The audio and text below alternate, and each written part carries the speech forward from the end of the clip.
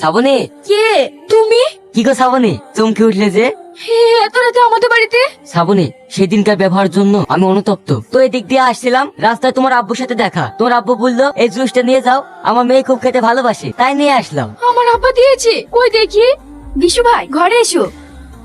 শ্রাবণী, এই জুসটা তুমি আমার সামনে খাও, তাহলে আমার খুব ভালো লাগবে। বিশু ভাই তুমি খাবে না? আগে তুমি খাও, তারপরে খাচ্ছি। তুমি এত সুন্দর একটা মেয়ে, আর এই ভিখারি বাড়িতে ভাবতে আমার খুব কষ্ট হয়। তোমার বিয়েটা যদি আমার সাথে হতো, তাহলে তুমি কত সুখে থাকতে বলো। বিশু ভাই আমি এখানে শুধু নামেই থাকি, কিন্তু আমার মনটা থাকে শুধু তোমার পানি। এসো আমরা একটু এনজয় করি। না না, এ হয় না, তুমি শাহিনের স্ত্রী। স্ত্রী? কিসের স্ত্রী? যে কোনো তোর বয়স শখ আহ্লাদ কিছু পূরণ করতে পারে না, সে আমার স্বামী। তুমি আমার স্বামী।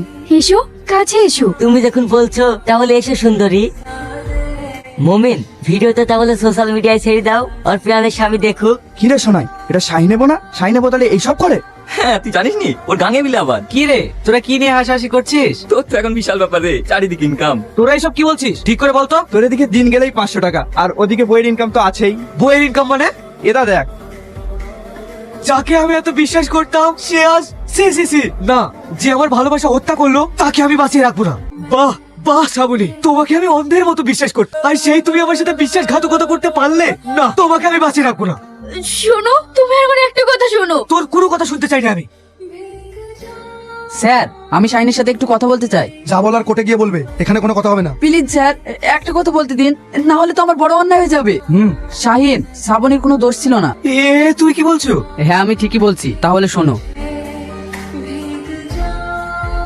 স্যার, এই অন্যায় সব দায়ী আমি, আমাকে শাস্তি দিন। শাস্তি তো তোমাকে পেতেই হবে। আর শাহিন, তুমি খুন করেছো, তাই খুন করার জন্য তোমাকে জেল খাটতে হবে। স্যার, আমি আমার নিজের হাতে আমার ভালোবাসাকে খুন করেছি স্যার, আমাকে শাস্তি দিন স্যার, আমাকে শাস্তি দিন।